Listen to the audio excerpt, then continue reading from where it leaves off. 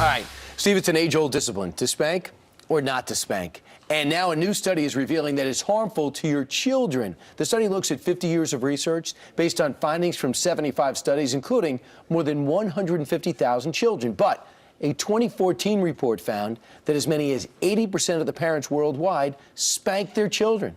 So, are they all wrong? And who's really right? Is it okay to spank? Here to debate it, two experts, parenting experts and licensed psychotherapists. You got Tom Kirsting playing the role of Tom Kirsting, and child and adolescent family therapist Darby Fox. Darby, you think it's never okay to spank? It's not okay to spank. There's a hard line between hitting is hitting, whether it's a gentle spank or not, and it's not effective. This study showed us it's never effective. It doesn't teach them anything, which is what discipline is for. But, Tom, you feel as though there are times within reason. Well, yeah, I think the word spank is, it's too got to be general. broader than that. I mean, I would think the study probably focused more on people that are, I guess, tend to lean more towards the aggressive side. And if you're a parent and you're constantly aggressive and constantly yelling at your kid and spanking them every time they spill milk, you got a problem. But if you have a 3-year-old who puts his finger in a socket, going up to that 3-year-old child and saying, "Don't do that, Johnny, you're going to hurt yourself," isn't going to work. You might have to get a little firm with them, and if it requires, you know, a little spank on the tush, I don't have a problem with that. All right, so here's what the study shows. These are the negative outcomes of spanking: defying parents, acting aggressively, mental health problems, cognitive difficulties. And then, Darby, you want to expand on that? That obviously plays to what you're saying.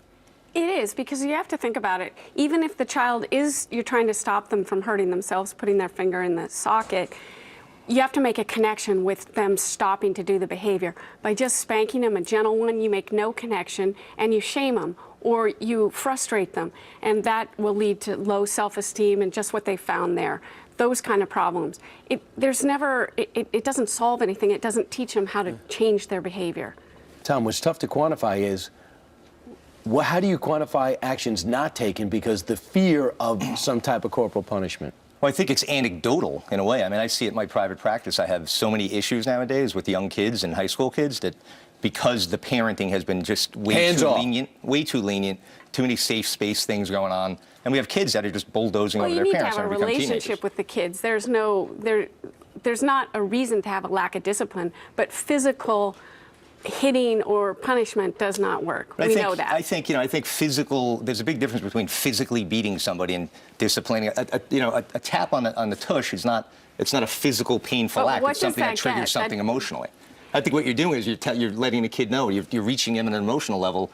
Pairing that, it's a behavioral thing. I don't believe there's a connection, and this study has found there's not a connection with a tap and what you're trying to get them to do. You're trying to elicit a different response. Okay, two professionals, different opinions on this, and everyone out there, whether they were a parent or had parents, have an opinion on this. So write us, tell us what you think about this study and how it worked in your life. Were you spanked? Did you come out okay?